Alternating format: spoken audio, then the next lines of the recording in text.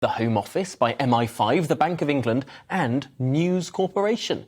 Just Stop Oil have said these buildings were chosen as they represented the 4 pillars that support and maintain the power of the fossil fuel community. But is this going too far to make a point? Well, joining me now is a spokesperson from Just Stop Oil, Lora Johnson. And Laura, 4 pillars of the big oil conspiracy. Why is MI5 involved? Isn't this sounding very conspiratorial? Thank you for having me on, Tom. No, not at all. We are in civil resistance against the corrupt government that are wanting to licence new oil. We need to stop talking about our methods and start talking about our message. You, as a broadcaster and a journalist, you owe it to your listeners to be telling them the true message.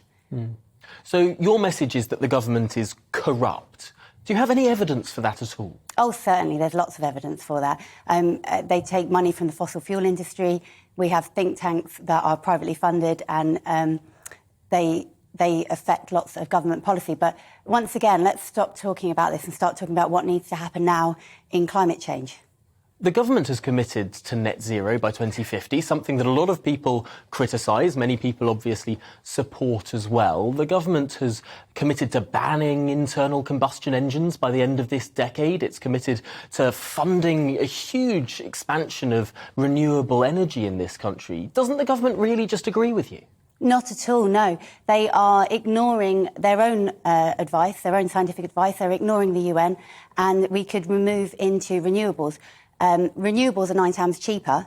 Right now, people are facing energy bills that are £3,500. With renewables, that could be a £400 bill. What do you think your viewers would prefer more, £3,500 for a bill or £400? Of course, all of these take time. And I suppose at the time of an energy crisis, the government might be looking at wanting to do everything it can to reduce bills. And some of the fastest things to do that would be to use existing infrastructure, which happens to include the North Sea. Is it really reasonable to expect that we can go immediately, with no transition at all, to move away from all of these hydrocarbons? Absolutely not. And what we're asking for is a just transition. We've got 8 years left of oil reserves currently in the UK.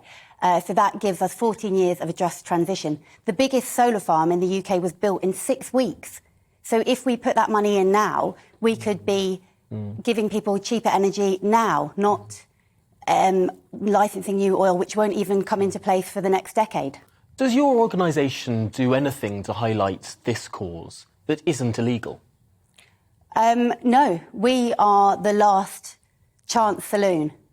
People have been trying for 70 years in a more orderly fashion, petitions, marches, to do this. Now we're at a critical point in history and we have to use non-violent civil resistance against the government. Non-violent civil resistance? As far as I'm aware, your organisation has caused criminal damage, it's smashed windows and it's defaced public property, indeed private property as well.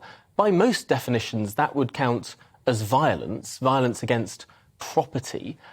Why is it that your organisation is allowed at all if, as you say, it exists solely to break the law? So non-violence is against people. And at the moment in the UK, we have 100,000 people dying every year because of air pollution. That's 11 people every hour in the UK dying because of air pollution.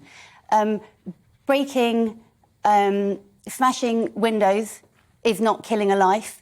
Our government is going ahead with new fossil fuels, even though air pollution is killing people. This year, we've lost a third of our wheat harvest, half of our potato harvest, and we're predicted to lose all of our fruit harvest next year.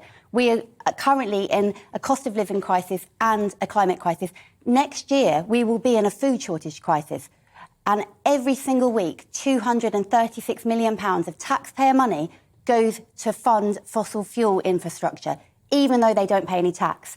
We're suggesting that money goes into Fossil fuels pay an extraordinary amount of tax. There's a windfall tax of 60% on North Sea oil and gas. How on earth can you say that these companies don't pay tax? Have you checked the profits they're making at the moment? We've had Shell and BP making nearly £8 billion in 3 months. And are you happy that £236 million of British taxpayer money is going every week to this industry that clearly do not need it when we have people dying of the cold? This industry is taxed at 60%. That's more than just about any other industry in the United Kingdom.